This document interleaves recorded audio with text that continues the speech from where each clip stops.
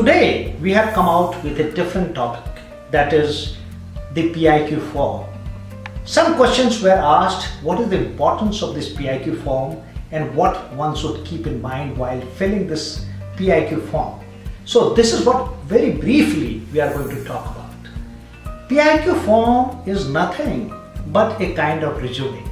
As you go for interview elsewhere, you give your resume, and the resume is fairly important because it gives an idea to the interviewing officer or the board that what a candidate has achieved in his life.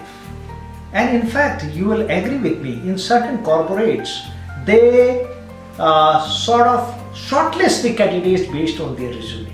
Similarly, personal information questionnaire in the SSB process is a very important document, and it is usually filled up after your stage 1. You fill up the 2 copies for it. 1 copy goes to the psychologist and 1 copy remains with the interviewing officer. Now, why it goes to the psychologist? Are you preparing for defense written exams like NDA, CDS, AFCAT or Sainik School Entrance Exam?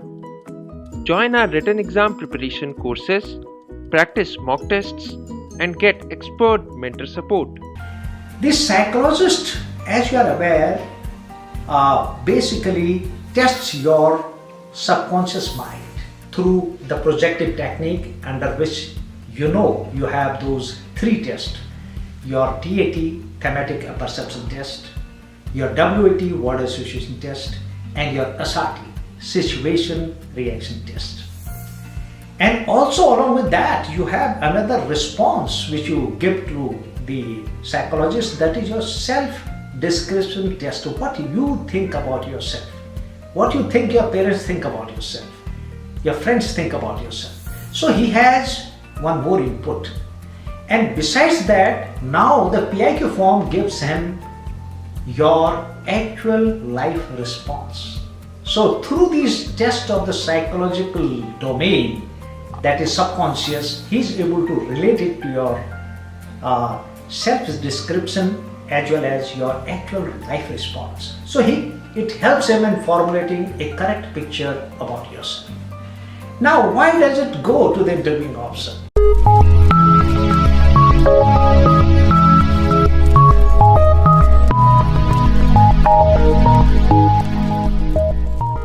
Make sure that you don't miss any of our free classes and exclusive new videos on SSB Show Short Plus. Subscribe now and hit the notification bell. Follow us on Instagram for more informative and motivational content, offers and updates related to the armed forces. Visit our website for numerous online courses and study material. Call us on 725-930-7111 for queries and registrations. Let me tell you, what does it contain?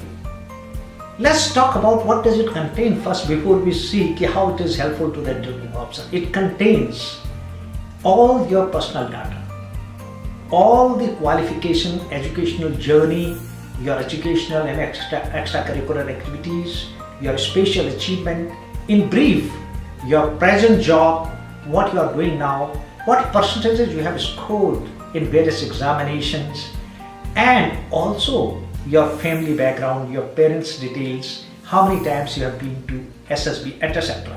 Here is the personal PIQ form, which you can see in the camera, and we will show you all these details. So, see, on the top, which is the most important, which the interviewing officer observes here, is your OIR grading.